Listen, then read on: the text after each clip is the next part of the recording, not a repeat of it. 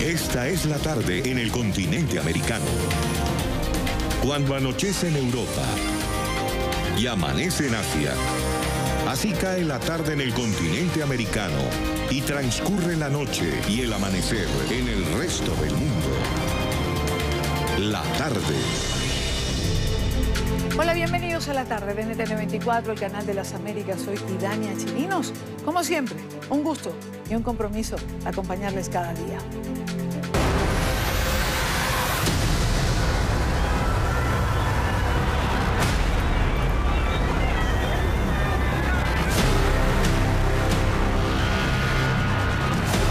Es simplemente matonería cobarde.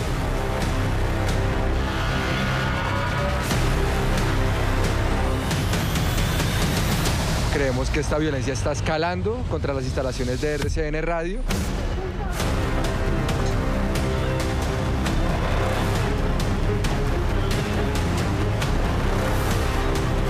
Que el deber de las autoridades es encontrar a los responsables y llevarlos a la justicia.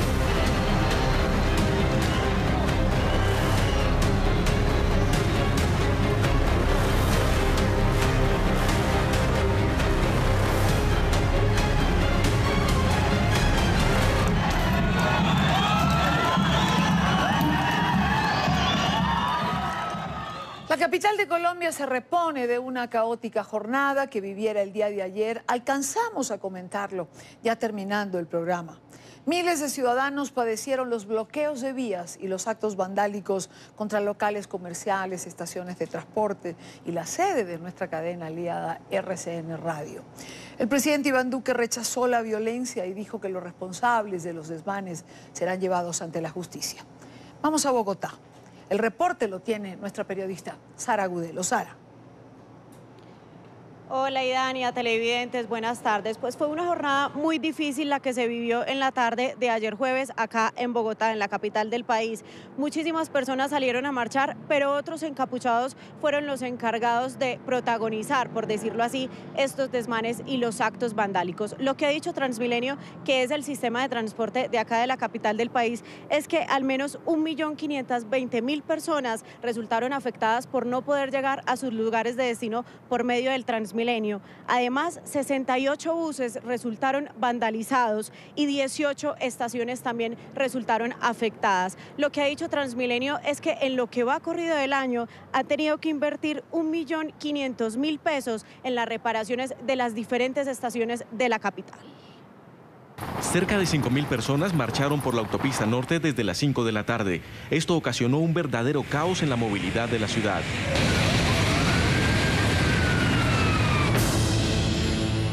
A las 5:40 de la tarde, las estaciones de la calle 63, Flores y Castellana presentaban afectaciones por las manifestaciones de los estudiantes universitarios. A las 6:20 de la tarde, el caos fue total.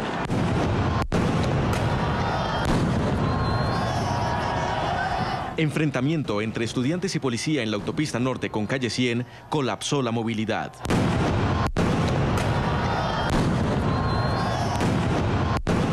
Mientras esto ocurría en el norte de la ciudad, en la avenida Jiménez con carrera séptima, otro grupo se enfrentaba con la policía.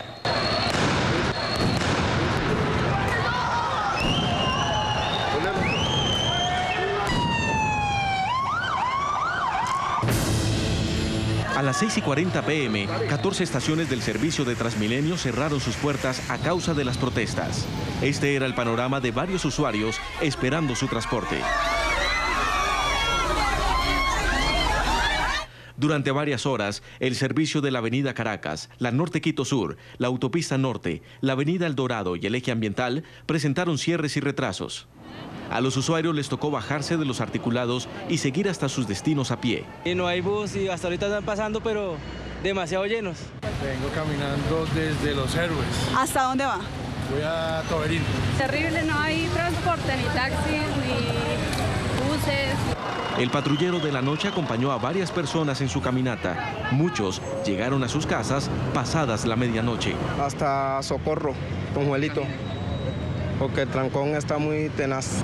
La jornada de protestas dejó enfrentamientos con la fuerza pública, afectaciones en la movilidad, buses de Transmilenio detenidos y miles de personas que demoraron más de 5 horas en llegar a sus destinos.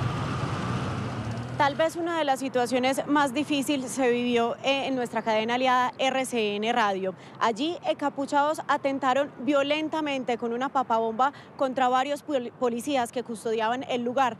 Un policía resultó herido y precisamente nosotros hablamos con él. Él nos contó cómo fue ese momento y cómo vivió esa situación tan complicada.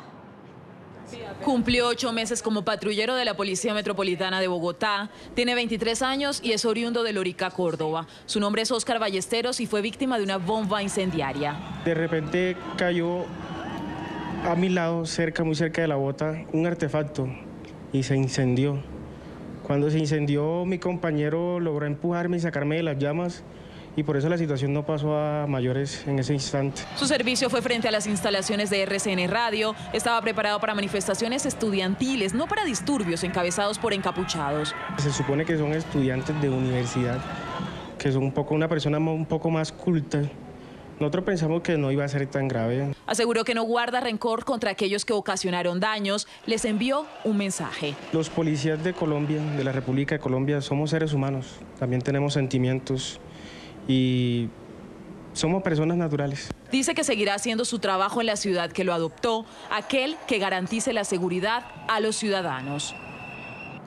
El presidente de Colombia, Iván Duque, rechazó estos hechos e incluso también aseguró que estas personas, estos encapuchados que protagonizaron todos estos desmanes en Bogotá, serán judicializados y también identificados. También lo que han dicho es que ellos podrían enfrentar delitos por terrorismo y también por tentativa de homicidio. La libertad de expresión, la protesta pacífica son principios contemplados en la Constitución, pero no pueden ser abusados a través de la violencia y buscar a través de la violencia afectar los derechos colectivos del pueblo colombiano. Reitero mi rechazo y espero que los responsables sean llevados rápidamente a la justicia. El llamado de las autoridades acá en Bogotá es que las personas que grabaron o que tienen videos sobre todos estos desmanes y que puedan identificar a las personas que los protagonizaron, pues se los entreguen a las autoridades para que estos puedan identificar e individualizar a todas estas personas. Es la información para la tarde y Dania, continúe usted. Muchísimas gracias, Sara. Gracias por el resumen, por la síntesis del día de caos que ayer se vivió en Bogotá. Jairo Libreros está con nosotros en el estudio. Jairo, nuestro analista permanente. Bienvenido como siempre. Y Dania, buenas tardes. ¿Qué pasó aquí? Muchas cosas. En primer lugar, yo creo que aquí hay una organización que tiene la capacidad no solamente de planear, sino que ejecuta de una manera coordinada actos de violencia, para darles una apariencia que no es decir, para darles apariencia de que se desbordó o que hubo una protesta simbólica en contra de la policía y de manera particular en contra de RCN Radio como corporación, como talento humano, es decir, como periodistas y para descalificar en términos generales la libertad de prensa y de opinión. Es una situación eminentemente subversiva. Difícilmente, Dania, uno puede justificar que unos estudiantes, tal cual como lo dijo el patrullero que casi tiene una afectación en su vida o en su integridad personal, difícilmente puede pensar uno que unas personas que tienen la oportunidad que no se da con tanta facilidad en una sociedad como la colombiana de optar por estudiar en un establecimiento universitario, esté pensando en matar a un miembro de la policía, en destruir el inmobiliario de Transmilenio y de manera particular lanzar una bomba incendiaria a una policía para acabar con la vida de cualquier persona que se cruce en el camino de la bomba o cuando llegue y haga contacto cerca de la policía. Yo creo, Dania, que en estos momentos tiene que haber una preocupación muy grande en el gobierno nacional y en el gobierno distrital sobre quiénes son los determinadores en términos políticos o en términos operacionales que buscan pescar en medio del río revuelto algunas opciones con modalidades eminentemente políticas. Es una situación alarmante que no vivíamos en los últimos 6 a 7 años. Entiendo que no solo fue en Bogotá, Jairo. Es decir, en otras ciudades en Colombia también se produjeron situaciones de caos. Claro que sí, Dania. Y eso llama mucho la atención, porque si bien Bogotá es una ciudad grande, importante, que tiene ciertas características que marcan diferencias profundas en términos urbanos con otras ciudades del país, hay que tener en cuenta que estos brotes de violencia, de vandalismo, aparentemente están muy bien coordinados. Pensaría uno que inteligencia, bien sea de la policía o la Dirección Nacional de Inteligencia, adelanta un trabajo claro y preciso para identificar, por un lado, los patrones de comportamiento y del otro lado, para articular los diferentes eslabones que permiten hablar de un proceso sistemático de ataque a la libertad de prensa, a la policía, a las instituciones políticas, a los ciudadanos y en este caso que nos preocupa mucho a RCN Radio, no porque sea nuestra cadena colega, sino de manera particular porque trabajan periodistas que día a día luchan por entregar la mejor información. Y eso no solamente los afecta a ellos o a nosotros, sino a toda la comunidad de periodistas nacionales. Claro, a toda la comunidad de periodistas porque, es decir, no se puede atacar simplemente porque uno no esté de acuerdo con la información o con la opinión que pueda transmitir un medio de comunicación. La libertad de expresión garantiza la libertad de pensamiento. Claro que sí. Contra lo que se va, con el tipo de acción, con lo que se realiza o que se hace, es precisamente lo que se reclama. Y Dania, fíjese que hace pocas semanas, quizás unas 3 semanas, el Tribunal Supremo de Estados Unidos analizó un tema en donde se comprometía la libertad de prensa de manera particular ante hechos cometidos hace unos 10 años, en donde un mandatario local en Estados Unidos buscó acallar a los medios que le eran críticos. El tema fundamental, dice esa sentencia, es destruir el pensamiento crítico. Cuando tú atacas la libertad de prensa, estás convirtiéndote en un obstáculo al pensamiento crítico, al pensamiento libre, al pensamiento que busca no solamente decir algo, sino de manera particular ejercer actos legítimos de control ante las desviaciones del poder o de cualquier otra organización social. En el caso colombiano estamos en una situación similar. Se busca callar el pensamiento crítico, dejarlo a un lado y tratar de uniformar de una manera especial lo que piense la sociedad, pero con un propósito que difiere por completo en lo que pasa en Estados Unidos. Yo creo que en este caso son brotes de lo que puede ser un germen insurgente como se ha vivido en el pasado. Cuando tú miras las definiciones que traen diferentes autores sobre la conformación de la violencia política para poder garantizar algún cambio, todas las características están aquí presentes, actos planeados, concatenados, con alto impacto mediático, que buscan aparentar ser actos espontáneos de la sociedad civil que encuentra un objetivo. Todos esos tipos de actos hacen parte de un ejercicio mucho más complicado. De ahí quizás la preocupación que tienen las autoridades nacionales y los diferentes procesos y reuniones que desde las 6 de la mañana hasta hace 2 horas se han realizado en Bogotá con autoridades locales, distritales, regionales y nacionales. Ahora, cuando hablamos de un germen insurgente, uno se pregunta, bueno, hay un acuerdo de paz. Se supone que se firmó y que Colombia está en la implementación de ese acuerdo. Cuando hablamos de un germen insurgente, ¿es insurgente contra quién? ¿Contra el Estado? ¿Contra el gobierno de Iván Duque, que finalmente es el que está en este momento al frente del Estado colombiano? ¿Desestabilizar el gobierno de Iván Duque cuando está cumpliendo 3 meses o desestabilizar de nuevo la democracia en Colombia? Hay 3 elementos que hacen parte de este juego. El primero de ellos es aprovechar el descontento popular que se vive en ciertas capas sociales por cuenta de las dificultades que tienen algunos mandatarios distritales o nacionales para garantizar temas que son fundamentales para el proyecto de vida de cualquier ciudadano, como es la educación, la salud, tener una vida digna en términos establecidos en las herramientas internacionales de los derechos humanos, pero también se busca afectar al Estado para quitarle legitimidad, Dania, para demostrar que la estructura, o mejor, la arquitectura constitucional que crea el Estado colombiano tiene problemas de legitimidad y tratan de burlarse de ese tipo de situaciones y descalificar por completo las instituciones políticas, pero igualmente se busca descalificar a los gobiernos, no solamente al gobierno de Iván Duque, que está próximo a cumplir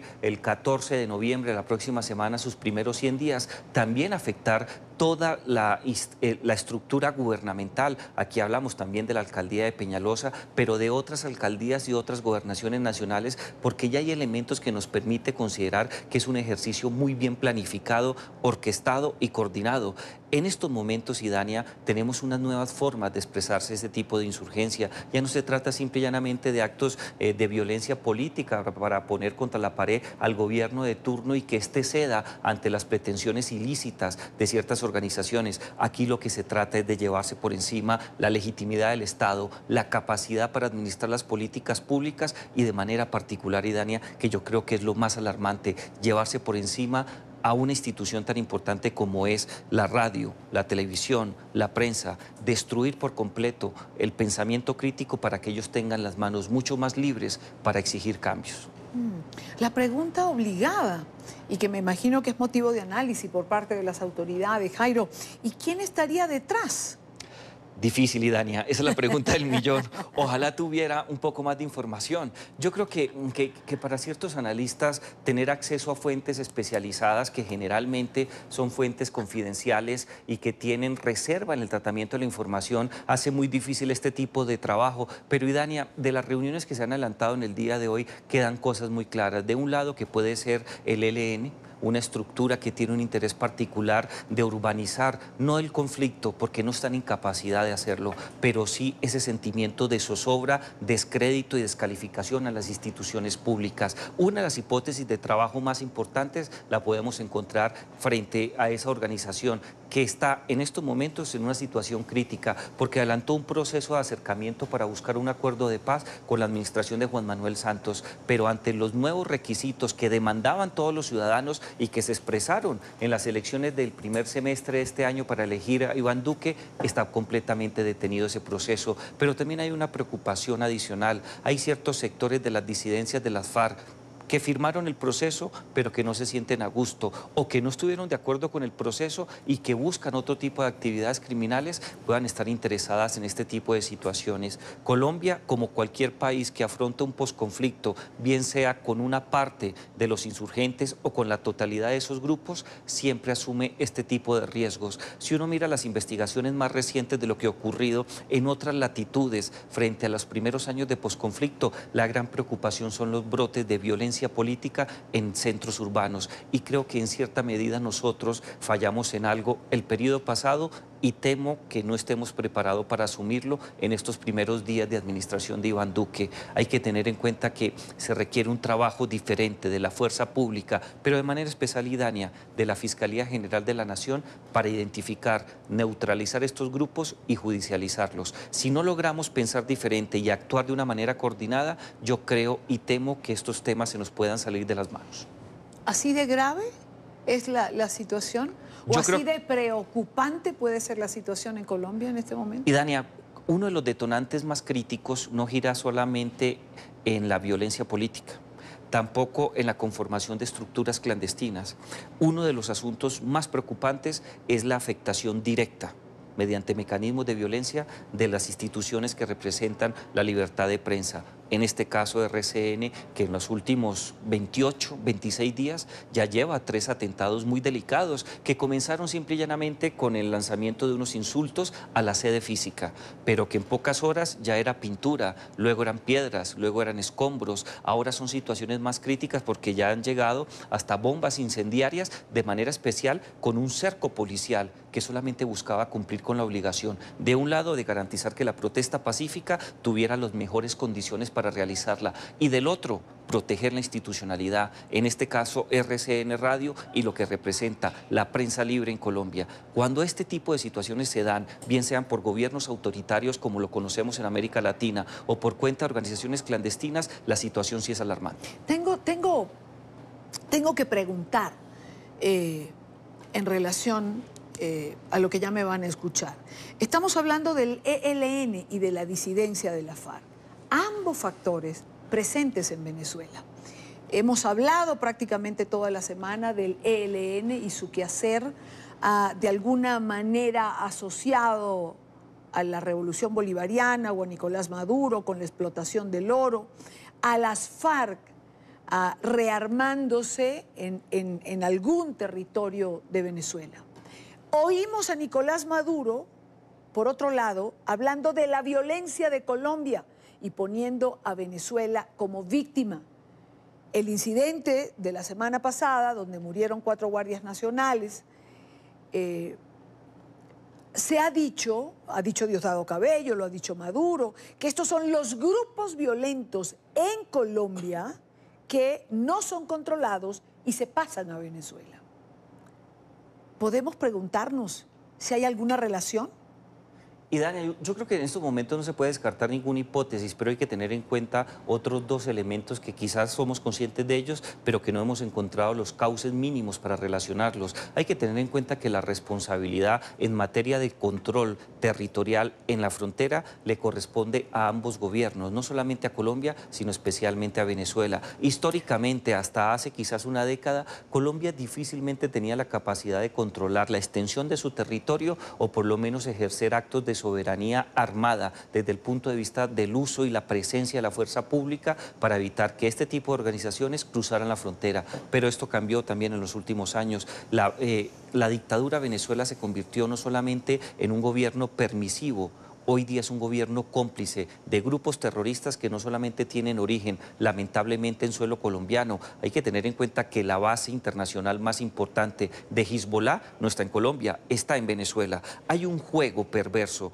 de proteger a ciertas bases que están conformadas por fuerzas alzadas en armas, llámelos grupos guerrilleros, grupos terroristas o ejércitos insurgentes. Y esa presencia y ese colectivo de situaciones críticas se dan especialmente en Venezuela, porque Colombia ha tenido problemas para el control territorial, pero nunca ha sido cómplice de esas organizaciones guerrilleras o terroristas. En el caso venezolano sí, y yo creo que en cierta medida se pueden encontrar algún tipo de conexiones. Públicamente no tenemos tanta información, pero sí tenemos la capacidad de entender lo que ha sido el pasado de Colombia y lo que es el presente de la dictadura. Quizás este análisis que lo sostiene Jairo, pero también se lo escuchamos a John Marulanda y lo hemos leído en las redes sociales de periodistas, articulistas colombianos y venezolanos, obligue a Nicolás Maduro a hacer advertencias de este tipo. He ratificado instrucciones al Estado Mayor Conjunto, al Comandante Estratégico Operacional del Comando Estratégico Operacional de la Fuerza Armada Nacional Bolivariana, al ministro Vladimir Padrino, de reforzar todas las medidas de inteligencia, contrainteligencia, todas las medidas de carácter militar para dar con los responsables de este ataque vil y criminal de fuerzas paramilitares colombianas contra nuestras fuerzas militares. ¿Creíble cuando se permite la presencia del ELN, de las FARC, de Hezbollah, como señala Jairo Libreros, en Venezuela? ¿Creíble cuando actúan a la luz pública en territorios determinados? Y Dani, no es creíble desde todo punto de vista. Empecemos por la parte formal. Hasta el manejo del lenguaje que tiene el dictador Maduro no se corresponde con lo que debería ser el comportamiento y las formas de establecer las líneas y los patrones que debe asumir la fuerza pública cuando el comandante de la fuerza pública, en este caso el comandante de la Fuerza Armada Bolivariana, da instrucciones claras y precisas para que se adelante cierto tipo de actividades militares o policiales. En segundo lugar, esos señalamientos relacionados con actividades de inteligencia no están orientados realmente a la Fuerza Bolivariana Armada, está orientado a otras 2 organizaciones. De un lado, a la inteligencia cubana, que es la que ostenta la soberanía en el manejo del uso de la fuerza, en la consecución de la información y de manera especial en las formas en las cuales las diferentes organizaciones que componen esa Fuerza Armada deben actuar en Venezuela. Pero también hay cierto tipo de datos que están relacionados más bien con el comportamiento y las actuaciones de los comandos que se han creado de manera ilícita para amedrentar a la sociedad o a cualquier persona que tenga la opción de pensar y actuar diferente a la dictadura. Desde ese punto de vista no es creíble, y mucho menos la frase que cierra: esos grupos paramilitares, cuando está claro en Venezuela, en Miraflores, pero de manera especial en La Habana, Cuba, que este ataque lo realizó fue el ELN, que de paramilitar no tiene nada. Jairo Libreros, analista permanente de NTN 24. Gracias por estar con nosotros. Un gusto, Idania. Son las 5:27 minutos. No, son las 4:27 minutos en la costa este, porque el reloj cambió hace unos días. Vamos con otras noticias importantes en la agenda informativa del día. Es noticia la edición número 19 del Foro Iberoamericano en España. En este evento, la vicepresidenta de Colombia, por cierto, Marta Lucía Ramírez, criticó la posición de varios países de la región frente a la crisis en Venezuela. Rechazó también los actos vandálicos durante las movilizaciones estudiantiles en Bogotá y en otras ciudades de Colombia. Marcelo Moncayo en Madrid tiene el reporte. Marcelo. Hola, ¿qué tal? Saludos para todos ustedes en la tarde, amigos televidentes. En España se realiza la 29ª edición del Foro Iberoamericano. En este marco, la vicepresidenta de Colombia, Marta Lucía Ramírez, criticó a varios gobiernos latinoamericanos porque supuestamente habrían guardado silencio ante lo que sucede en Venezuela. Todo esto por distintos intereses. En Madrid, con la presencia del presidente del gobierno español, Pedro Sánchez, y figuras políticas como Enrique Cardoso, Felipe González y Ricardo Lagos, se inauguró la 19ª edición del Foro Iberoamericano.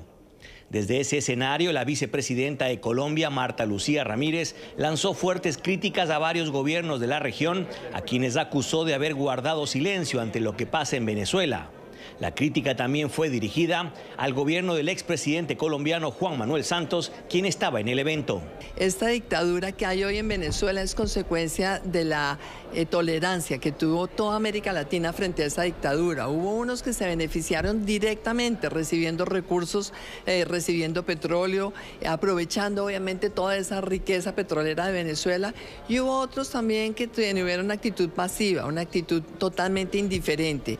Considero que en el caso de Colombia fue lamentable que para poder hacer el acuerdo con las FARC haya guardado silencio frente a un régimen que todos sabíamos que iba a terminar en una dictadura. No había que ser mago, no había que tener una bola de cristal, había certeza de hacia dónde iba Venezuela. La vicepresidenta también aprovechó su encuentro con la prensa para rechazar la violencia registrada en las últimas horas en Bogotá y dirigida hacia la emisora RCN Radio y varios policías que fueron víctimas de los actos vandálicos. Realmente uno ve cómo de alguna manera hay algunos que han tenido esta actitud con RCN, nos sorprende mucho, lo rechazamos hace unos días también cuando hubo incidentes parecidos, y en el caso nuestro pues realmente creemos que RCN ha hecho lo que debe hacer un medio de comunicación: informar oportunamente, informar con veracidad y de no guardar silencios tolerantes frente a muchos momentos en el pasado en donde hubo tolerancia también por parte de algunos periodistas. Esta nueva edición del Foro Iberoamericano abordó desde la experiencia de varios expresidentes y representantes de gobiernos los retos políticos, económicos, digitales y educativos que deberá afrontar Iberoamérica. Televidentes de la tarde, y este Foro Iberoamericano termina este sábado aquí en España. Este es el informe para la tarde. Marcelo Moncayo, NTN 24, Madrid. Es noticia la condición de insalubridad en la que se encuentra el Hospital Psiquiátrico de Caracas. NTN 24 tuvo acceso a las instalaciones de este centro de salud. Los pacientes deben pasar los días a oscuras en las pocas camas que están disponibles. Duermen con desagradable compañía, cucarachas y ratones que se pasean libremente por los pasillos y por las habitaciones. En este trabajo periodístico de nuestro equipo en Venezuela, uno de los empleados describe la precaria situación. Por supuesto, preservamos su identidad. Ocultamente, ya por mi seguridad. Tú sabes que ahorita que entrevistan, luego lo botan o lo despiden, algo le hace. Ya tenemos menos de 30 pacientes. ¿Y la capacidad total es? Anteriormente teníamos, en todos los servicios teníamos más de 200 pacientes. Mira, ahorita, crítico, porque no hay tratamiento. No hay una buena alimentación para los pacientes. Muchas veces le han dado arroz con repollo cocido. Primero que nada, no hay limpieza, porque no hay material. No solamente limpian con agua. Aquí no hay cloro, no hay lavanzada, no hay jabón, no hay nada. Las cucarachas andan por las camas, sacudos. Ahorita porque es temporada de lluvia no salen las ratas, pero muchas veces nos invaden las ratas. Aquí no fumigan. Tenemos tiempo, pero tiempo bueno. Ya se nos olvidó cuánto, que no fumigan. A ellos no les interesa Si a nosotros nos caminan chiripa, cucaracha por el cuerpo, si a los pacientes les salen chiripa, cucaracha por las camas, a nadie le interesa eso. Entonces, el deterioro es masivo.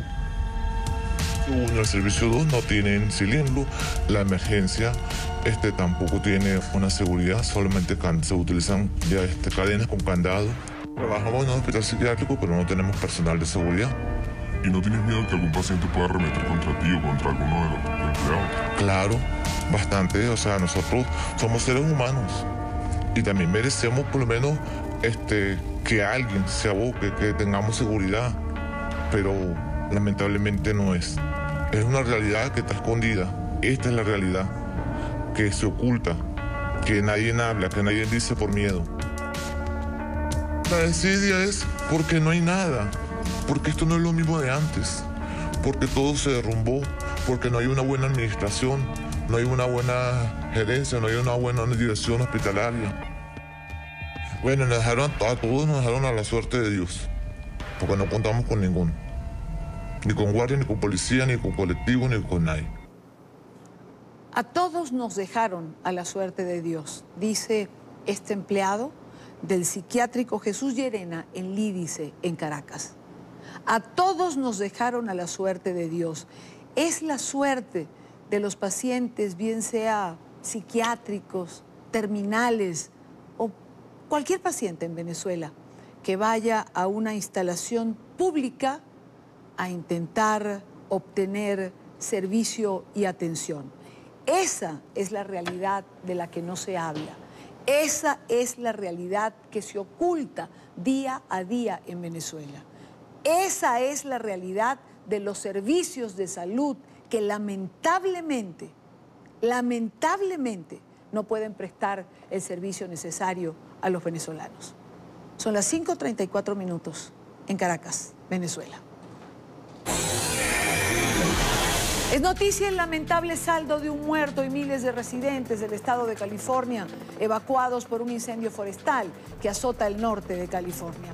Las llamas han arrasado la localidad de Paradise, donde hogares y edificios públicos han sido completamente destruidos por el fuego.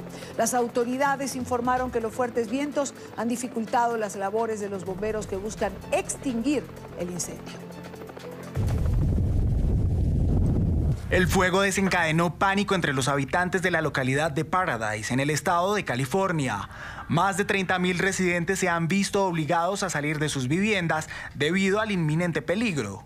Las condiciones climatológicas y la sequedad del terreno en la zona han dificultado el trabajo de los bomberos. El reto también para nosotros es que estamos en el inicio de un importante fenómeno de vientos de Santa Ana que durará varios días. En este momento tenemos entre 400 y 500 bomberos en la escena, muchos más a petición y estarán en camino. Las llamas han consumido todo a su paso.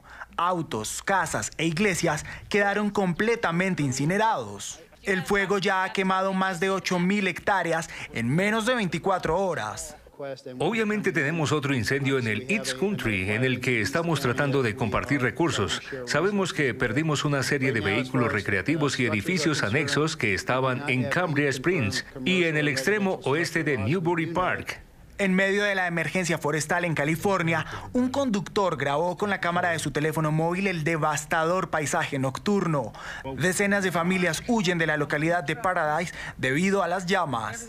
La densa nube de humo ocasionada por el fuego se hizo visible para los viajeros que se transportaban por la carretera. El incendio ha sido bautizado como Campfire o Campo de Fuego debido a su gran magnitud.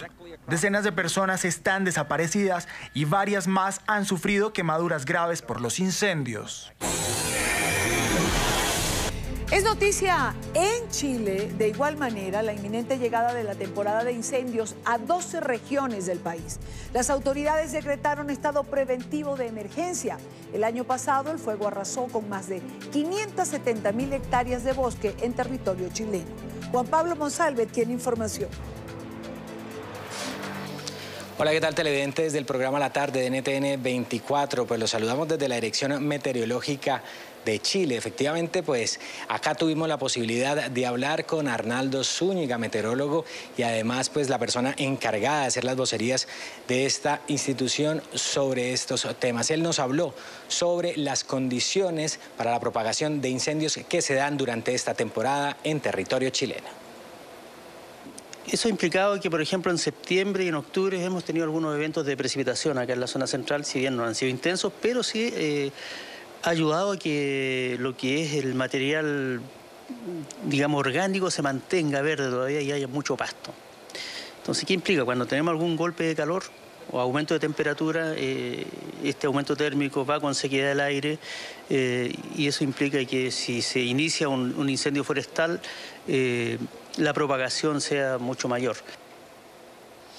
También tuvimos la posibilidad de hablar con Michel Delerf, él es experto en gestión de emergencias. Hizo una comparación sobre lo ocurrido en el año 2017 cuando se quemaron más de 570.000 hectáreas de bosque frente a lo que está sucediendo en este 2018. Encontramos primero una sequía acumulada de 10 años, lo que ha hecho también que este año sea especialmente seco en la zona centro-sur del país, con mayor cantidad de combustible disponible que las dos temporadas anteriores. Además, esperamos que sea un verano con temperaturas un poco más elevadas del promedio. Delerf también entregó algunas recomendaciones precisamente sobre cómo se debe actuar en este tipo de situaciones. Insiste en que es muy importante la prevención. Por otra parte, implica también el despliegue de los recursos en términos de poder ir preestableciendo su ubicación en zonas que potencialmente puedan estar afectadas por incendios, obviamente, de estas características, que en definitiva son incendios complejos, pero principalmente hay un monitoreo más importante. Sabemos que cualquier incendio de estas características debe ser abordado con precisión y contundencia, a lo menos, ojalá, dentro de la primera hora o antes de su inicio.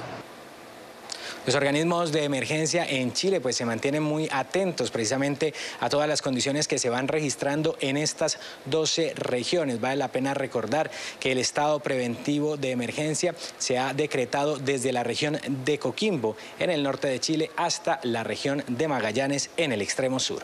Esta es la información que podemos entregarles a esta hora desde la capital chilena. Continúen ustedes con más en el programa La Tarde de NTN 24. Gracias a Juan Pablo Monsalve por la información. Rápidamente vamos a la primera pausa del programa. Recuerde seguir nuestras cuentas en Twitter, se las dejo en pantalla con información en tiempo real. Al regreso, Donald Trump limita las opciones para solicitar asilo en la frontera. Ante el avance de la caravana de migrantes centroamericanos, firmó una orden que niega el amparo a quienes entren de forma irregular a los Estados Unidos. Ya venimos. Continuamos con La Tarde. El presidente Donald Trump ha firmado una orden ejecutiva que limita las peticiones de asilo para quienes quieran ingresar a la Unión Americana por la frontera con México. Los migrantes que crucen de forma irregular no podrán solicitar esta protección.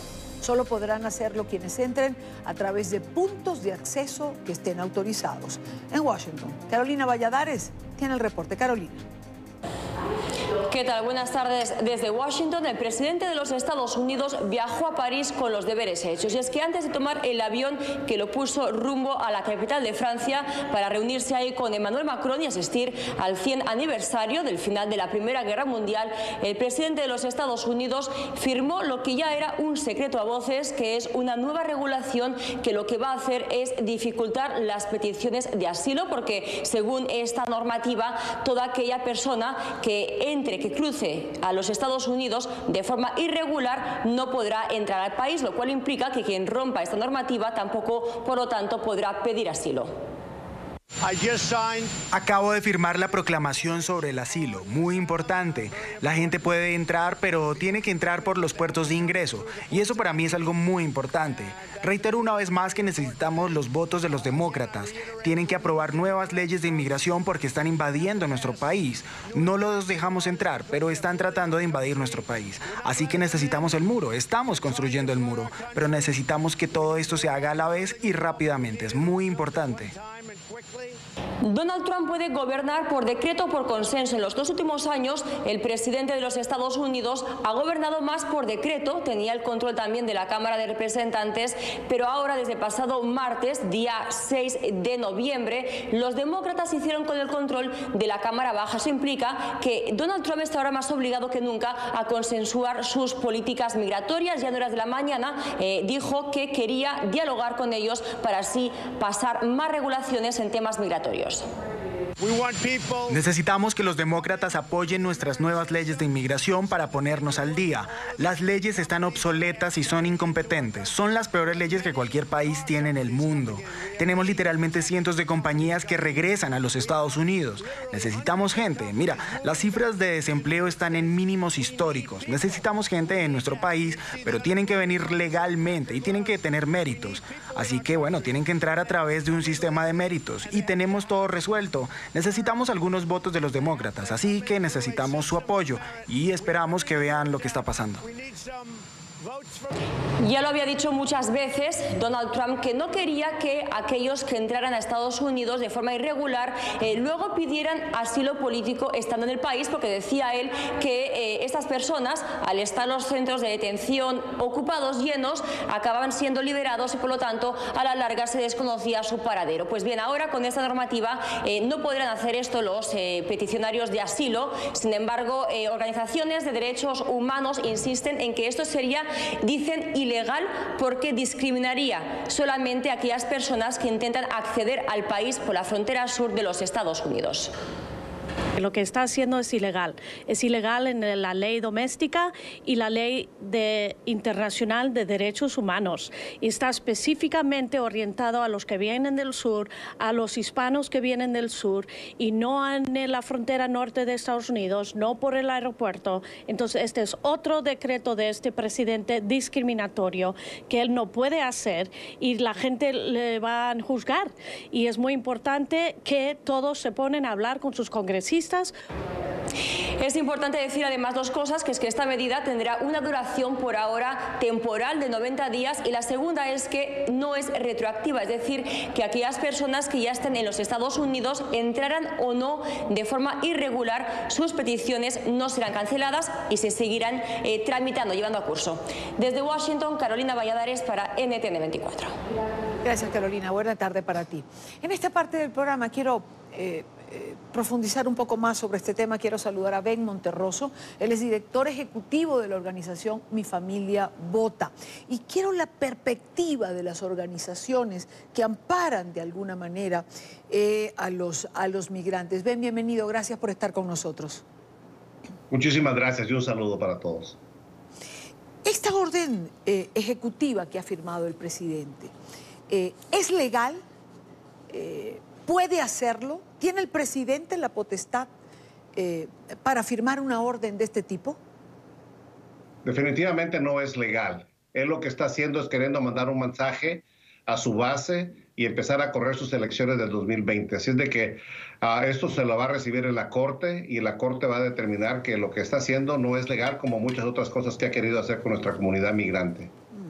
Ahora, si no es legal, Ben, ¿por qué? ¿Por qué lo hace? ¿Cuál va a ser la respuesta ante esta nueva orden ejecutiva que va finalmente en contra de los migrantes hispanos? Bueno, yo creo que aquí hay que ver la comunidad en tres diferentes niveles. La primera es la que a él quiere llegarle, que es su base, la que es la comunidad más hacia su lado. Yo le iba a decir racista, pero no todos los que lo apoyan a él son racistas, pero él sí.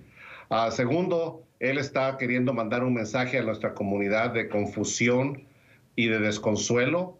Pero tercero, creo que lo que también está mandando un mensaje muy claro a la comunidad que vamos a votar en el 2020, porque él lo que está haciendo aquí no es nada más ni nada menos que preparándose para la campaña del 2020, queriendo intimidar a nuestras gentes, queriendo desanimar a los que pueden votar y queriendo animar a su partido. Así es de que creo que va por un mal camino, pero seguiremos respondiendo como siempre, en las calles, también registrando personas para que estén listas para votar y al final votando por un candidato que no represente lo malo de este hombre. Ben Monterroso, ¿no tendría que ser una opción para los Estados Unidos decidir a quién se le otorga asilo o a quién no, o de qué manera se le otorga. Es decir, decidir que le va a otorgar asilo, que puede haber un proceso de asilo para alguien que cumpla con la ley o que lo haga la solicitud de acuerdo a las leyes. Es que no estamos quitándole el derecho al país de implementar las leyes que ya existen. O sea, en este país existen leyes, hay constituciones que se tienen que seguir. En el país este es un país hecho de inmigrantes, yo soy uno de ellos, y las personas que vienen, que todavía están varias días o varias semanas fuera del país, si nos recordamos lo que el presidente primero dijo era que ya mandó, de hecho, a la Armada para detenerlos. Ahora está queriendo restringir. La realidad de las cosas es de que este país tiene una manera para que la gente aplique y eso es lo que queremos que la gente haga. Nosotros no estamos diciendo que pueden entrar todos, estamos diciendo van a entrar aquellos que los necesiten y una gran montón de gente, la gran mayoría de gente que viene en esa caravana son gente que vienen huyendo de la pobreza, gente que viene huyendo de la violencia, gente que está temiendo por su vida y no podemos darle la espalda. Como americanos no podemos darle la espalda. Siempre hemos abierto las puertas a aquellos necesitados, a aquellas personas que vienen huyendo por su vida. Es decir, para Ben Monterroso el discurso o el señalamiento de que esta caravana está organizada, que no es espontánea, que está pagada, que solo busca crear caos en los Estados Unidos, ¿no es válida? Definitivamente no. Mire, yo tengo de conocimiento personal, todos aquellos que arreglamos nuestra maleta antes de salir de nuestro pueblo de origen, tenemos que pensarlo muchas veces, porque saliendo no solo dejamos todo lo que más queremos, pero estamos arriesgando lo único que tenemos, que es nuestra vida. Pero también sabemos que en esa travesía podríamos tener el triunfo del sueño americano, que lo podemos conseguir. Entonces yo considero de que lo que el presidente está haciendo es querer nuevamente poner a nuestra comunidad como falta de irresponsables, como gente que viene como criminales. Y cuando yo miro esa caravana, lo que miro son madres ansiosas de poderle dar un futuro mejor a sus hijos. Cuando miro a esos niños, eso es lo que veo. Cuando miro a esos padres, esos ancianos que vienen de dejar su país, no es fácil. Todos aquellos que hemos inmigrado y sabemos lo que se siente el dejar la tierra de uno, sabemos que a esta gente le tomó mucho tiempo para decidir lo que iban a hacer y vienen con la gran ilusión de que este país, que es el país de los inmigrantes, lo recibamos de la misma manera que muchos hemos llegado a este país. Aquí los únicos que son dueños de los Estados Unidos son los nativos de acá y los demás somos inmigrantes. La gran mayoría de nosotros estamos a 1 o 2 generaciones de ser inmigrantes nosotros. Ben, una última pregunta.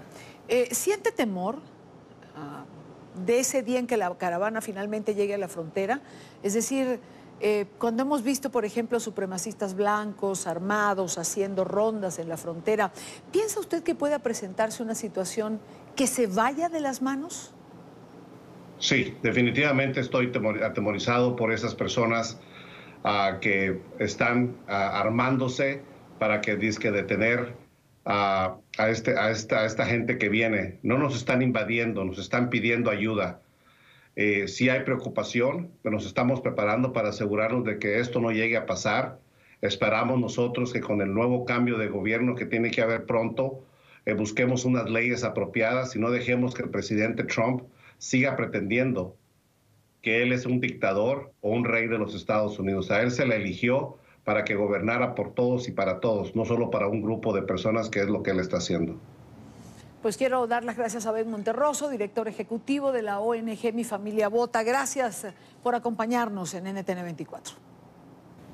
Es un gran placer y muchas gracias por la oportunidad. No, gracias a usted por estar aquí. Son las 4:57, hora costa este. La Organización de Naciones Unidas no prestará servicio de transporte a los inmigrantes de la caravana de inmigrantes centroamericanos de la que hemos venido hablando y que busca llegar a Estados Unidos. El jueves, los caminantes pidieron a la ONU que les ofreciera autobuses para reducir los riesgos a su seguridad en el trayecto desde Ciudad de México hacia la Unión Americana. Pues bien, el organismo internacional no ha cedido ante esta pretensión. Alejandro Rincón tiene la información. Alejo. Hola, es un gusto saludarlos desde la sede general de Naciones Unidas en la ciudad de Nueva York. Portavoces de la organización Pueblos Sin Fronteras informaron sobre la negativa del organismo internacional a proveer esos servicios de transporte que en el transcurso del miércoles exigieron ante una de las sedes del organismo internacional en la capital mexicana. De hecho, antes de elevar esa petición, los propios migrantes protagonizaron una marcha en donde lanzaban arengas de reclamo a la ONU para que se les transportara en buses desde la capital mexicana hacia la frontera de ese país con el territorio de los Estados Unidos. Sin embargo, fueron ellos los que confirmaron que tras una reunión con la Organización de Naciones Unidas, pues ese reclamo no llevó a buen éxito. Paralelamente, aquí en la Secretaría General, en la sede principal del organismo internacional, se respaldó esa decisión de la OIM en México a través de las siguientes declaraciones a petición de NTN 24.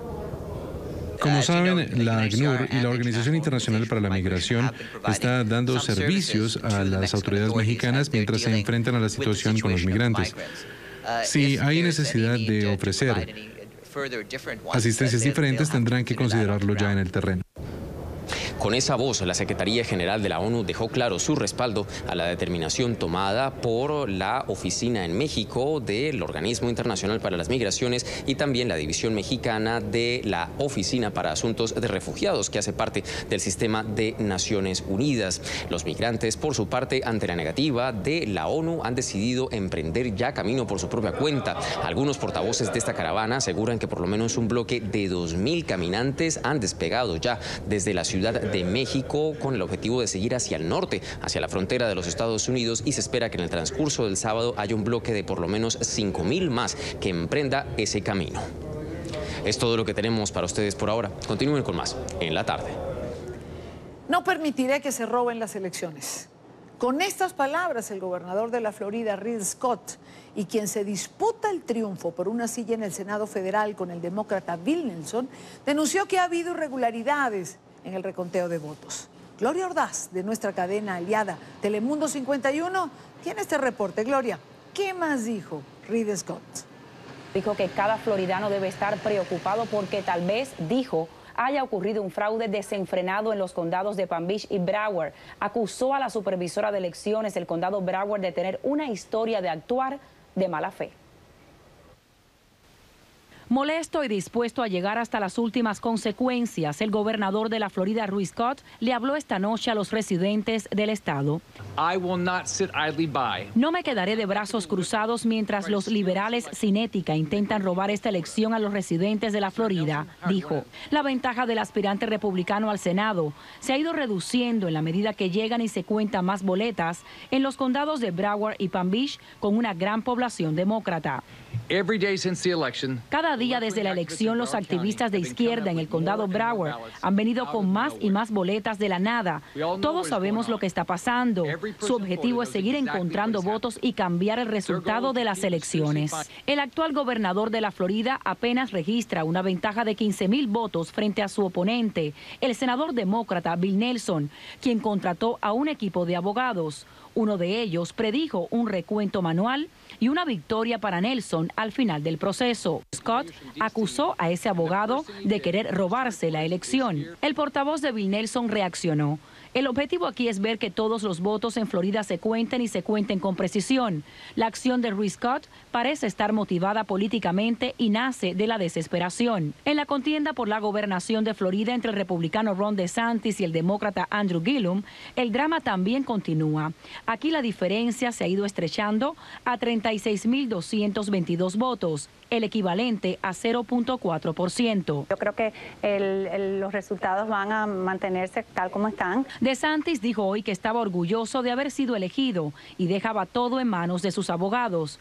Hey everybody. Mientras que Gillum le envió este video a sus simpatizantes. A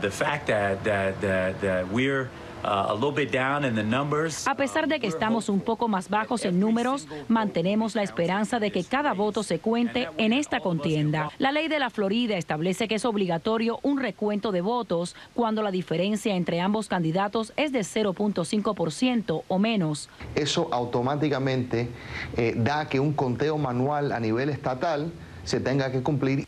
Y sobre este proceso, la Oficina de Elecciones del Estado debe recibir los resultados estatales no oficiales antes de que el secretario de Estado de la Florida pueda ordenar oficialmente un recuento de votos. Aquí en Telemundo 51 estaremos muy pendientes.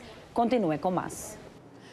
Aún faltan cosas por definir en estas elecciones de medio término en los Estados Unidos. Con esto vamos a cumplir con las pausas comerciales del canal. Y al regreso, un informe de la FAO revela que en Venezuela el hambre y la desnutrición siguen en ascenso. Una realidad que el gobierno niega como niega la situación de los hospitales psiquiátricos o de los hospitales en general a lo largo y ancho del territorio venezolano. NTN 24 habló con las personas que siguen comiendo de la basura y cuyo número, tristemente, va en aumento. Regresamos con más en breve. Continuamos con La Tarde. Continuamos con más en la tarde de hoy. Venezuela lidera el poco honroso listado de países de América Latina en los que se registra un alto nivel de hambre. Según el último informe de la FAO, al menos el 11% de la población carece de alimentos. La realidad no es lejana a las cifras. Cientos de ciudadanos siguen teniendo que recurrir a la basura para poder comer cada día. Oliver Fernández tiene un informe en Caracas.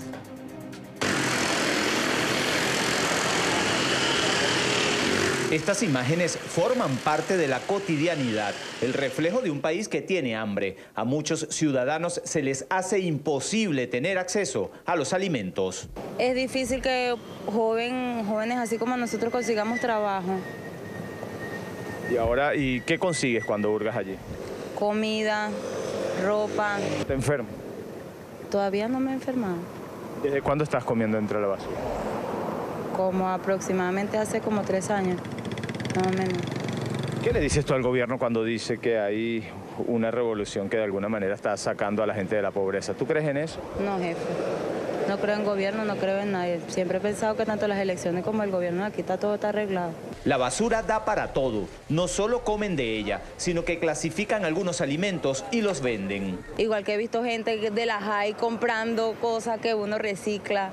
Yo he estado reciclando y hay gente hay personas que me dicen, ¿vas a vender eso? Sí, ¿cuánto? Tanto, toma. Es el hambre. Por ejemplo. Que sí, por lo menos los famosos cueritos de pollo, carne, cosas así, pues que uno se consigue que los botan. Uno no sabe, pues, comida. Es lo que le sacan al pollo, lo que queda. El chicharrón, pues con eso sacan aceite y también la gente se lo come. Manuel Carrillo lleva varios meses comiendo de la basura. Señala que le costó dar ese paso. La necesidad lo obligó. El dinero que ganaba trabajando en construcción no le alcanzaba ni siquiera para comer. Mira lo que uno tiene que hacer para ganarse la vida. Ahora, Manuel, dime, ¿te has enfermado comiendo de la basura? No, ya eso el estómago se le cura a uno. Claro, los primeros días sí, la barriga se te infla como si estuvieras gozando. El hambre se deja ver en cada esquina. Ciudadanos con un poco más de recursos, pero en largas filas tratando de comprar algo que les ayude a mitigar el hambre. Improvisamos, comemos, sobrevivimos con lo que podemos el día a día. Aquí estamos en esta cola, donde no tenemos garantía que nos vendan comida. Nos acaban de decir hace rato que no van a recoger más cédulas. Estamos de las 6 de la mañana, hermano. Tenemos 5 horas aquí, al azar de ellos, a ver si nos quieren vender algo. Si no, irnos con la cabeza abajo, como hacemos todos los días, resignarnos a esta situación que cada día nos come a todos los venezolanos. El gobierno, que no se ocupa, hermano, este es un gobierno deficiente, un gobierno de delincuentes, lo digo con propiedad, ¿entiendes? Que simplemente no le importa la necesidad del venezolano. Para el diputado Richard Blanco, el hambre tocó a todas las clases sociales. Ahí donde se sufre más, y en la clase media y en los profesionales, donde la gente no papea, en las universidades donde los muchachos se desarman, se desmayan porque no tienen con qué comer. Según la Organización de Naciones Unidas para la Alimentación y la Agricultura, mejor conocida como la FAO, la cifra de desnutridos en Venezuela creció en 600.000 personas entre el año 2014 y 2017. Es la información que manejamos desde Caracas. Continúen con más de la tarde de NTN 24. El hambre es uno de los factores que empujan a lo que se ha llamado la migración formada. forzada de los venezolanos. Algunos de los que dejan todo para buscar un futuro llegan hasta Brasil. Hace unos meses el estado de Roraima fue escenario del enfrentamiento entre los vecinos del municipio y aproximadamente unos 2.000 venezolanos que se habían establecido en un campamento improvisado. Una misión del Parlamento del Mercosur se trasladó a la zona para evaluar esta situación. La misión la encabezaba el diputado William Dávila, que está con nosotros en la tarde de hoy. Diputado, bienvenido, gracias por acompañarnos. Gracias, Idania. ¿Cuántos venezolanos están transitando al día esta frontera? Mira, nos dijeron allí en Paracaima, las autoridades que están atendiendo este tema de la migración forzosa, de las solicitudes de los refugios o de los refugiados, llega a cerca de 1.500 a 1.600 personas diarias que provienen de Maturín, de Ciudad Bolívar, de Ciudad Guayana, de cualquier parte del país. Esa es una frontera que está a 20 kilómetros de Santa Elena de Guairén.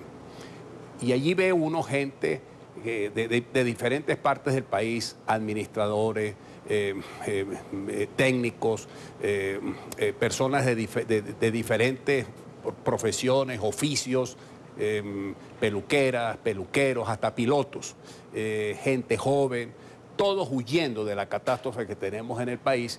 Cuando llegan allí a Paracaima, entonces establecen un programa que se llama de reincorporación o de reinserción o reinteriorización.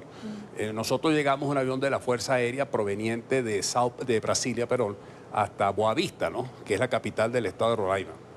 Bueno, allí cuando nosotros llegamos, en ese avión de la Fuerza Aérea de Brasil, ya había otros aviones con cerca de 30, 40 venezolanos que los iban a enviar a otras localidades del estado de Roraima o de cualquier otro estado de la República Federativa de Brasil. Veo que hay un programa que está funcionando bien, hay triaje, hay atención médica, atención psicológica, atención legal para las personas que quieren pues sacar sus papeles, los que vienen solos, los que vienen con su familia, niños abandonados. Estamos hablando que esa población de 1.500, 1.600 personas diarias que están solicitando refugio se suman a la cantidad de venezolanos que de acuerdo con las Naciones Unidas podrían llegar a 4 millones de personas el próximo año 2019. Aquí en Colombia... Yo te interrumpo aquí. ¿4 millones desde cuándo? Mira, esos 4 millones están más o menos desde el 2015, 2016, más o menos 2 años para acá, 3 años para acá. Es que esto de las estadísticas, como no tenemos estadísticas ciertas, con esto de las cifras, yo tengo mi cuenta particular, yo creo que en los 20 años de revolución, si llevamos a los 20 años completos, estamos hablando de unos 5 o 6 millones de venezolanos. Cuidado y más. Hace 6 años atrás, quienes se dedicaban a ver el éxodo venezolano hablaban de 2,5 millones. Hace 6 años atrás. Si a eso le estamos sumando 3, 4, ¿de cuánto estamos hablando? Bueno, pero fíjate, la ONU está hablando de 4 millones el próximo año, ¿no? O sea, no están tomando cifras acumuladas, ¿no? En el caso, por ejemplo, de Colombia, que vi yo un reportaje hoy en el periódico, están hablando de 650.000 personas que tienen los permisos especiales de permanencia. Hay 1.200.000 más o menos. Unos lo tienen y otros están ya en proceso. 650.000 en cosa de meses, ¿no? Hablamos de que, diputado, el 10, yo creo que pasamos el 10, estamos hablando del 14, el 15% de la población. Pero claro, es que mira, y de esto seguir así va a seguir incrementándose la cifra. El poder adquisitivo está en cero. ¿Cómo puede vivir un venezolano? ¿Cómo podemos vivir nosotros cuando el último informe de la Comisión de Finanzas de la Asamblea habló de una hiperinflación acumulada para el mes del mes de octubre de 850.000%? ¿Cómo se puede vivir así? ¿Qué gente va a vivir? Eso que acabamos de ver ahí de las personas comiendo de las basuras. Yo le pregunté a varias de las personas que vi allí en Paracaima, ¿no? Y me decían lo mismo, me decían, mire, nosotros comemos de lo que conseguimos en la calle en Santa Elena de Guairén. Un estado como el estado de Bolívar rico. Y hay un fenómeno muy importante que lo voy a señalar acá. Hablamos con el líder y con la gente, de los que forman parte de la etnia guayú, que está en el refugio que está allí en Paracaima. Bueno, hay algo que es novedoso, pues es un fenómeno nuevo. están huyendo de la violencia. Están huyendo de la penetración guerrillera. Están huyendo de la violencia. Tengo toda la semana hablando del ELN y su presencia en la extracción del oro, en el Estado Bolívar y en el Amazonas. Bueno, yo lo viví. Yo no sé si yo te mandé esa información, porque yo presido la comisión del Esequibo y fuimos a ejercer soberanía en la isla de Anacoco los primeros días del mes de agosto. Y nosotros llegamos porque nos autorizó el ELN. Nosotros pasamos a 1 kilómetro del puesto de control militar y ahí nos dijo el sargento que teníamos 2 opciones, o seguíamos o nos regresábamos, porque íbamos a encontrar grupos guerrilleros. Y yo le pregunté que cómo los identificaríamos. Me dijo, los va a encontrar con camisa negra, botas de caucho negro, pantalones negros, fusiles. Efectivamente nos los encontramos. Nos encontramos con fusiles, con una daga, con pistolas 9 milímetros. Nos revisaron, entonces uno de ellos nos dijo, sigan. Llegamos a la isla de Anacoco y le dijimos al teniente, que supuestamente es el que controla toda esa zona, ¿verdad? Sí. Lo que había acontecido, entonces el tipo me dijo, no, eso es mentira, eso jamás nos ha llegado a nosotros esa información. Volvimos a regresar, pasamos por el mismo sitio con otro grupo guerrillero que ya tenían entonces una boina de color negro con una estrella roja que decía ELN. Y llegamos al punto de control originario donde nos habían dicho la información inicial y nos dice el tipo, primera noticia, y le digo, bueno, pero si ustedes no nos lo acaban de decir aquí hace 4 horas. Bueno, esa es la realidad de un Estado fallido, un Estado que no ejerce control, y entonces la gente, porque me lo dijo ese capitán de la N. Aguayú, está huyendo por la violencia, porque los están desalojando de las tierras, porque hay oro, porque hay coltán. Entonces llegan, ejercen violencia para que la población indígena abandonen sus tierras, que van a ser adquiridas por estos grupos irregulares. Pues. Diputado, con la llegada de Jair Bolsonaro a la presidencia del Brasil, hay mucha gente que teme en relación a la... No es a la integridad de los migrantes, quizás a estos programas que han acogido a los migrantes venezolanos. No, yo creo, mira, yo lo que vi, y estuvo el gobernador electo del estado de Boavista, Antonio Denario, que acaba de ser electo y toma posesión el 1 de enero de este año. Muy de la confianza de Bolsonaro. También nos acompañó el diputado Celso Rossomagno, que es de Sao Paulo, también del equipo central que fue de la campaña de Bolsonaro. Yo lo que vi de ellos fue el compromiso de atender a los venezolanos, de seguir asistiéndolos, más bien muy preocupados por su reeducación, por su apoyo, porque lo que ocurrió allí hace unos meses y que salió en los medios de comunicación y que valió para que en el Parla Sur la delegación venezolana planteara la situación y se aprobara esta misión que ya fuimos al estado de Boavista, pero vamos a ir también al norte de Santander, aquí en Colombia, en los próximos días.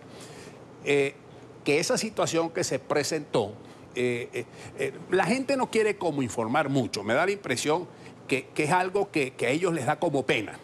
Lo cierto del caso es que producto de esa situación de violencia que ocurrió allí, las Fuerzas Armadas y el gobierno asumió otra actitud en el sentido de que hay más protección, más atención, como lo acabo de decir, buenos refugios, la gente no está durmiendo así a la intemperie, todo lo contrario, buenas carpas, incluso con aire acondicionado, buenas literas, buenos colchones. Yo le pregunté a las personas que están allí que cómo se sentían y me decían, nos sentimos contentos, nos sentimos atendidos, pero bueno, claro... se tienen que sentir en el paraíso, pero, ¿no? Claro, si salen de la situación... Tú sabes que eso me dijo a mí una persona, ¿no? Me dijo una señora, me dijo, mire, es que nosotros lo que estamos aquí lo que estamos recibiendo no lo recibimos del otro lado. Claro, la incertidumbre y es un poco la fe que yo les quise transmitir. Les dije, mire, no vayan a perder el tiempo, les dije a los jóvenes. No pierdan el tiempo, prepárense, pórtense bien donde vayan, porque ustedes van a regresar a Venezuela más temprano que tarde a reconstruir nuestra democracia. Bueno, yo creo que está resultando más tarde que temprano, ¿no? Porque ya son demasiados años. Pero vamos a salir, Idaña. O sea, yo tengo mucha fe. Mira que corremos muchos riesgos. De la fe vive el hombre. Mírame las amenazas que me han hecho a mí y a otros tantos. Yo no me rindo.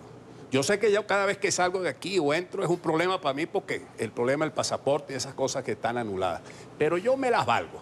He recibido mucha ayuda de la Oficina Migratoria Colombiana. Yo debo decirlo aquí. El embajador Echeverry, que es el director para las Américas de la Cancillería, los funcionarios Mac Eduardo, Kruger mismo.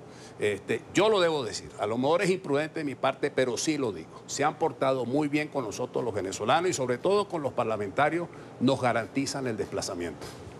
Pues gracias a William Dávila, diputado por el Estado Mérida, miembro de la Comisión Política Exterior de la Asamblea Nacional y presidente de la Comisión Internacional del Parla Sur. Gracias por habernos acompañado. Gracias por estar aquí.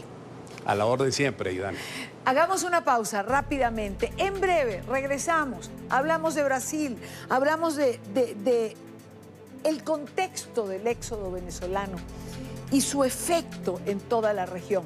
Y vamos a conversar con Ricardo Segnes, analista político. Ya venimos en breve.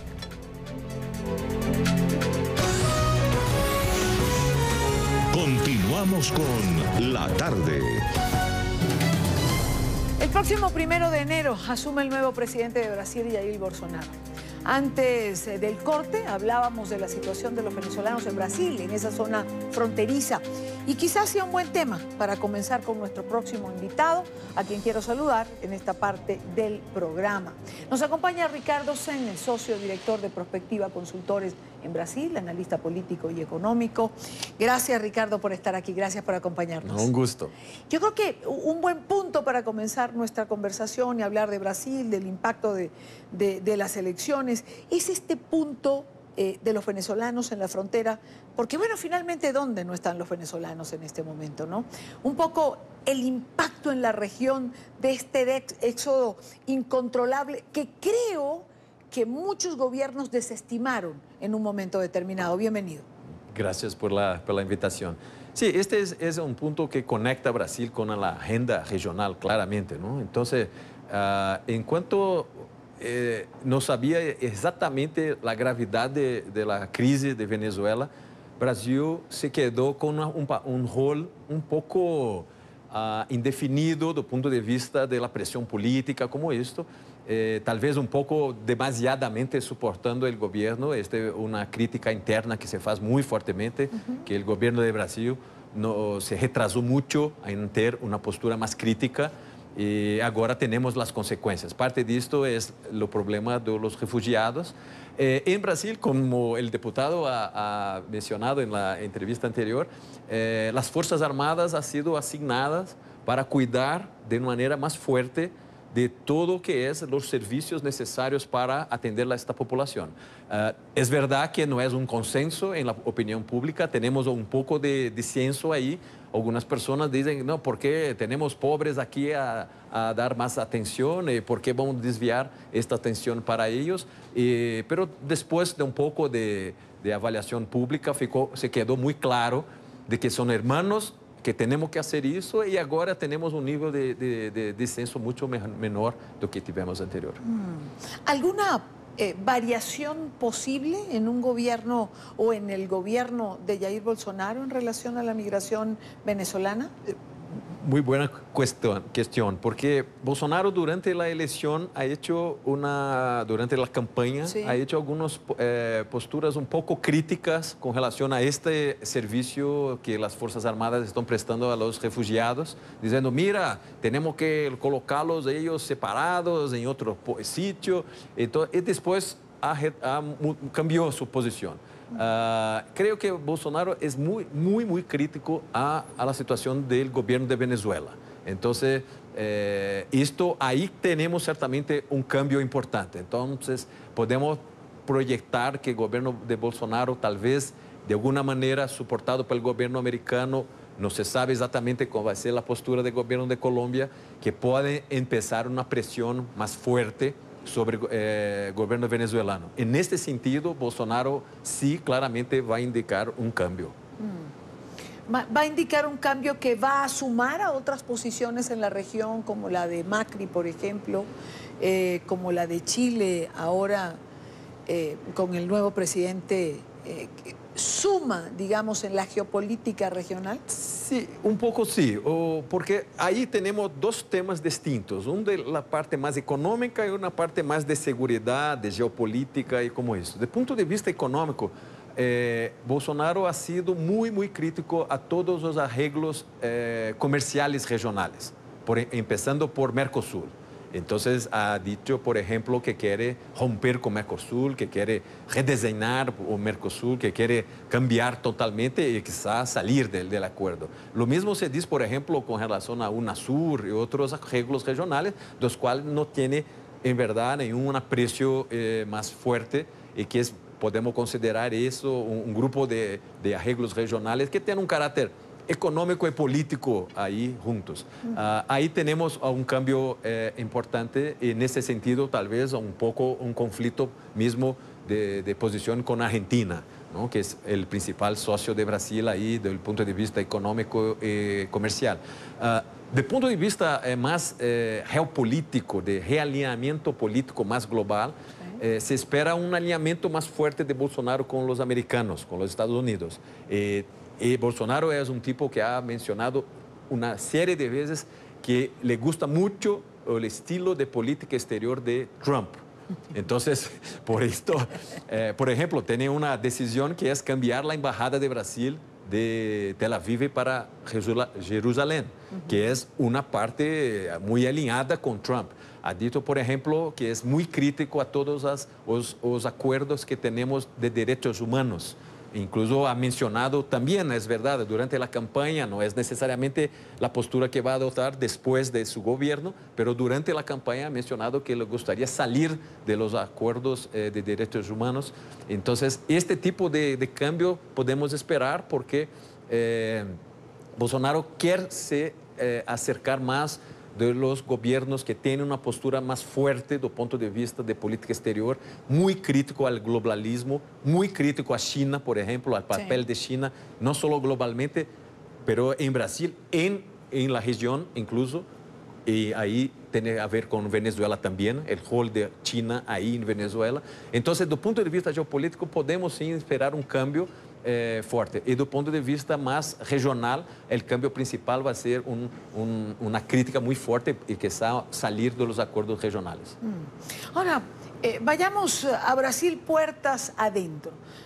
Vamos a darle una mirada a Jair Bolsonaro, presidente, asume el 1 de enero, está en esta plataforma de gobierno, equipos de transición, donde por cierto ha recibido muchísimas críticas porque no había una mujer en este equipo de transición y ha sido tema de los últimos días. Es verdad.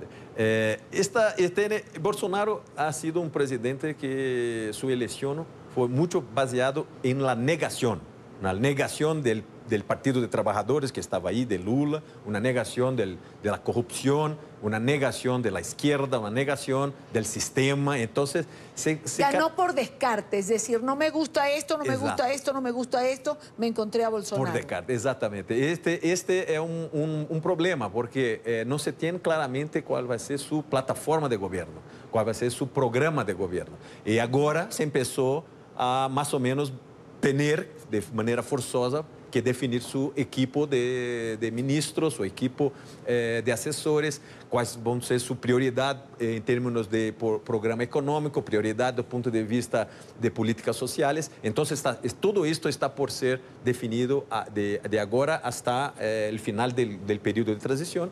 Entonces, o que podemos decir hoy por hoy? Bolsonaro tiene más o menos 4 grupos de políticos que están por detrás de ello. Uno es, como es un militar, Bolsonaro es un capitán retirado por indisciplina, incluso como 28, 30 años atrás, se salió como capitán retirado y se fue para la Cámara de los Diputados. Está ahí como 6 mandatos seguidos. Entonces tiene en el grupo militar una parte importante de su apoyo político. Más específicamente un grupo de 7 generales retirados y que formaron un grupo que están diseñando algunas políticas para Bolsonaro, particularmente en la parte de infraestructura y temas de Estado, seguridad como esto. Tiene otro grupo que es un grupo mucho más reciente, porque es un grupo que se acercó de Bolsonaro como a un año, menos de un año atrás, que é um grupo de economistas muy liberais, são como ultraliberales. El líder de este grupo es Paulo Guedes, un economista con formación en la Universidad de Chicago. Entonces, o que llamamos de un Chicago Boy. Un Chicago Boy. Exacto. Es un liberal más o menos de los años 70, 80. No es un neoliberal, es un liberal más tradicional. Este tiene una fuerza importante también por detrás de Bolsonaro. Tiene otro grupo importante político que es el grupo que llamamos más de los grupos con una mirada más conservadora desde el punto de vista de comportamiento, de punto de vista de temas como la homosexualidad, temas de la mujer, temas como esto, incluso religioso. Es muy fuertemente una combinación de evangélicos, muy fuertemente líderes evangélicos están ahí, y otro grupo de más conservadores no sentido más amplio. E finalmente um quarto grupo que é um grupo dos políticos mais tradicionais, vamos dizer assim, que são políticos que estão aí já no governo, como isso, e que vão más o menos ser una... Claro, la pregunta es, ¿hay equilibrio entre estos cuatro? ¿O el grupo militar va a desplazar a los civiles? Excelente punto. Creo que parte del escenario que tenemos que pensar es cuál va a ser la composición de entre estos cuatro grupos. Es claro que los militares van a tener una fuerza importante. Entonces, vamos a tener militares muy cercanos de Bolsonaro en su gabinete. E vamos ter militares controlando algumas áreas críticas do governo. Por exemplo, toda a parte de energia, de logística, mineria, tudo o que tem a ver com a parte de infraestrutura está claramente alocado por os militares. Também vão ter um rol em temas de segurança, em temas de inteligência, como isso. Os economistas, hasta o momento, vão controlar mais a área econômica. No, lo interrumpo porque me queda ya, mi equipo de producción me dice que me queda un minuto y hay una pregunta que no puedo dejar de hacer. ¿Puede tener un costo para el Brasil un gobierno de Jair Bolsonaro? Sí, yo creo que el costo más grande va a ser si Bolsonaro no lograr formar una mayoría estable do punto de vista de su gobernabilidad, su capacidad de implementar y organizar la tomada de decisión. Este es un riesgo grande porque Bolsonaro no tiene la mayoría del Congreso, no tiene la mayoría de los grupos políticos y económicos fundamentales en Brasil. Tienen un reto fundamental que es se transformar en un líder, salir de la condición de un candidato, outsider, y se transformar en un líder político. Este me parece que es el principal riesgo. Pues esta es, como decimos en el argot periodístico, una noticia en desarrollo. Así que habrá que esperar que Jair Bolsonaro asuma el gobierno, cuáles serán sus primeras decisiones, los primeros 100 días en los que uno puede dibujar más o menos o tener una perspectiva de lo que va a ocurrir. Ricardo Segnes, gracias, Ricardo, por haber acompañado y por estar aquí en ETN 24. Muchas gracias. A ti por estar. Rápidamente, vamos a hacer un corte, regresamos en breve con más información.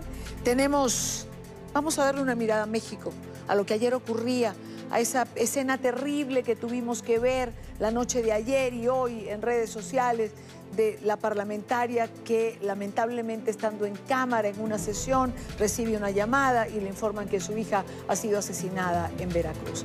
Es una epidemia de asesinatos, así le han calificado en medios de comunicación. Ya regresamos. Continuamos con La Tarde. El gobernador del estado de Veracruz ha informado que el autor material del asesinato de la hija de una diputada federal fue hallado muerto. El hombre habría sido encontrado sin vida en el vehículo que presuntamente utilizó para cometer su crimen. La legisladora Carmen Medel Palma, del partido del presidente electo Andrés Manuel López Obrador, recibió ayer, mientras se encontraba en el Congreso, una llamada telefónica en la que le informaron del asesinato de su hija, lo que evidentemente provocó una crisis nerviosa de la parlamentaria y derivó en la suspensión de la sesión. La joven, 22 años, fue asesinada de varios disparos cuando se encontraba en un gimnasio de Ciudad Mendoza, en el estado de Veracruz. Todos nosotros con profunda pena. Sadi Curi, consultor en Seguridad Pública y Ciencias Penales, está con nosotros a esta hora. Sadi, bienvenido, buena tarde para ti. Dania, muy buenas tardes, muchas gracias. Hay un titular que me impactó hoy en la prensa cuando leí en horas de la mañana, decía una epidemia de homicidios en México. Es durísimo. Una epidemia de homicidios, uno diría, no hay una política pública que logre detener esta epidemia definitivamente? Así es, una epidemia. Creo que no hay mejor calificativo para lo que está sucediendo, pero una epidemia que ya lleva muchos años, muchos años. Las imágenes de ayer fueron conmovedoras, fueron muy impresionantes, pero no olvidemos que no es la única. Ha habido miles de muertos. Únicamente el departamento que lleva el año son más de 240 mujeres que han sido privadas de la vida. Y como de costumbre las autoridades salen dando unas declaraciones que verdaderamente dan vergüenza. Lo que sucedió ayer en la conferencia de prensa del señor gobernador fue desconcertante, fue algo terrible, fue algo que va en contra de cualquier metodología de investigación criminal, lo que declaraba ayer. Es increíble cómo a horas de que hubieran privado de la vida a Valeria, ya tienen identificado al homicida y habiendo sido identificado lo encuentran en una camioneta privado de la vida. No es normal eso, o faltan a la verdad o falta información fundamental para poder saber qué fue lo que pasó. Refieren que confundieron a Valeria con otra mujer que es prácticamente idéntica a ella, pero no tenemos imágenes de la mujer con quien la confunden, y además Valeria recibe 9 impactos de bala. Para una confusión son excesivos. Entonces, efectivamente es una epidemia. Y nuevamente volvemos a ver a nuestras autoridades que salen a dar declaraciones de manera súbita, de manera torpe y de manera equivocada. A ver, te escucho y lo único que me queda claro es que el presunto indiciado creo que no es el autor del crimen. Pareciera que las piezas no cuadran según lo que estás declarando. Definitivamente, mira, un político mexicano hace algunos años puso de moda un término que utilizamos mucho en México en el calor popular, este sospechosismo. Por el amor de Dios, vamos, y finalmente uno repite lo que las autoridades declaran. El único dato que tenían, el único dato de prueba que tenían era un retrato hablado. Y con el retrato hablado, a horas, a Valeria la privan de la vida en el transcurso del mediodía, y a las 10 de la noche aparece el cuerpo del presunto homicida privado de la vida. Pero ellos ya tenían identificado al homicida antes de encontrar el cuerpo. O peor aún, encontraron el cuerpo y de inmediato sabían que era el homicida. Digo, por mucho que uno no quiera, por mucho que uno quiera hacer, tratar de entender o tratar de creer lo que las autoridades refieren, cuesta muchísimo trabajo. Muchísimo trabajo. Veracruz es un departamento convulsionado desde hace muchos años por la seguridad, por la inseguridad que vive. Pero Sadi, ¿por qué cometer estos errores? Es decir, por la presión pública, por el impacto del video, porque conmueve, como bien lo ha señalado, impacta ver la cámara en sesión, oír a la señora recibiendo esta terrible noticia. El impacto, el video fue viral. Y el impacto emocional fue muy grande. ¿Por eso salen corriendo a cometer un error peor o un error en este caso que no tiene justificación ninguna? Tratando de contestar la pregunta, ¿por qué? Lo único que... Mira, te voy a parafrasear en términos de tu argot. Es una noticia en desarrollo. Esto no ha concluido. Tratando de contestar la pregunta con la información que tenemos, ¿por qué? Por torpes. Por torpes. No encuentro otro calificativo, no encuentro otra respuesta. Porque francamente no cuadran. Los datos que tienen no cuadran. Bueno, leía, por ejemplo, que en lo que va de 2018, en Veracruz, que tiene unos 8 millones aproximadamente de habitantes, se han producido 1000 asesinatos. Y en México en total, en lo que va de año, van 22,000 homicidios. Así es, una epidemia. Es una epidemia, no lo podemos entender de otra manera más que una epidemia. Ha sido, hablando de torpeza, y no quisiera yo faltarle respeto a nadie ni a ninguna institución, no encuentro otro calificativo. Es una total ausencia de investigación criminal en este país. En este país desde hace muchos años si a una persona la privan de la vida porque supuestamente tenía narcos con grupos delincuenciales o narcotráfico, por default o por definición no se investiga. Eso lleva a la impunidad. Ahora, pero es gravísimo eso, es decir, es un tema que hemos conversado con recurrencia nosotros, pero en un país donde se producen esta cantidad de homicidios al año, hablar de total ausencia de investigación criminal, uno puede preguntarse, entonces, ¿en qué están las autoridades? Es decir, ¿esto no le importa a nadie? ¿En qué están? En involucrarse en homicidios, en hechos donde desafortunadamente pierde la vida Valeria, como bien lo refieres, mediático, que vemos imágenes desgarradoras donde la congresista Carmen Medel rompe en llanto, entra en crisis, salen todos los medios de comunicación, salen medios de comunicación internacionales. Esos son los eventos en los que se involucran. Esos son los eventos donde se involucran y tienen que resolverlos, y el problema es que lo resuelven, bueno, no lo resuelven, dan información de manera torpe donde supuestamente los tienen resueltos. Desde hace muchos años en este país, vuelvo y repito, este tipo de eventos se echan a la bolsa del olvido y el argumento es: mientras se maten entre ellos, no hay problema. Una vida humana siempre, la pérdida de una vida humana le debe de interesar al Estado como quiera que haya sucedido el evento. Ahora, Sadi, un nuevo gobierno asume las riendas de México. Uno puede preguntarse, ¿cambiarán las cosas? ¿Hay estructura dentro de un gobierno de Manuel López Obrador para atacar de alguna forma este problema que consume la vida de los mexicanos? Lo preocupante, Idania, es que lo que pasó a ser un tema del que desconocíamos, porque al día de hoy siguen sin presentar su estrategia en materia de seguridad pública. El día de ayer, el que va a ser el secretario de Seguridad Pública, el señor Durazo, y la que va a ser la secretaria de Gobernación, ayer o antier salieron a anunciar, el miércoles de esta semana debían de dar el plan de seguridad. Salieron a decir que faltaban unos detallitos mínimos para que pudieran darlo a conocer hasta la próxima semana. Entonces, a estas alturas, además de que no sabemos qué es lo que va a aparecer, a algunos nos empieza a dar la impresión de que están desdeñando el tema de seguridad pública, que está pasando un segundo término, por un lado. Y por otro, lo poco que sabemos, lo único que hace es decirnos que va a ser exactamente lo mismo. Que va a ser exactamente lo mismo.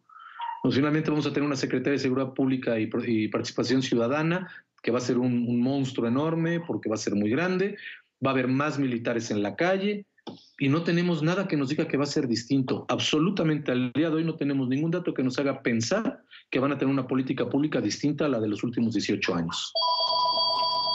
Bueno, lo único que sí nos da certeza es de que eventos de este tipo van a continuar pasando, para desgracia de todos los mexicanos. Desafortunadamente, muchos de los expertos en estos temas, sus pronósticos en este país, los han hecho públicos en muchas columnas de muchos diarios de mucha circulación en este país, es que no se vea un cambio pronto y que se vea una estrategia idéntica a la misma que hemos tenido en los últimos años. Sadi Curi, consultor en temas de seguridad pública y ciencias penales. Sadi, como siempre, gracias por estar con nosotros. Un gusto, por supuesto, poder compartir contigo. Lamentablemente, la mayor parte del tiempo giramos en torno a estos temas que quisiéramos que fueran otros, pero esta es la realidad, el día a día que los mexicanos están viviendo.